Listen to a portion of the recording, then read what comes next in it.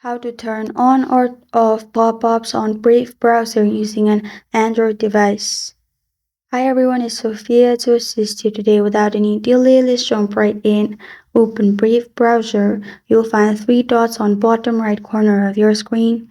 Click on three dots on bottom right corner of your screen and you'll find all these options pop up. Simply click on Settings and you'll find this kind of screen pop up. In Settings, you need to scroll down till you find Privacy and Security.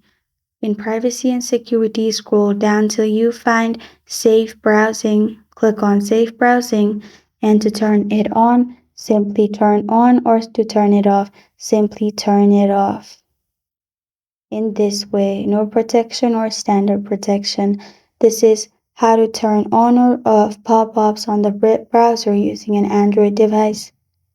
Thank you for joining me today. If this video helps you out, please leave a like and subscribe for more. Got a question or want to suggest a topic? Comment below. I am Sophia signing off. Until next time.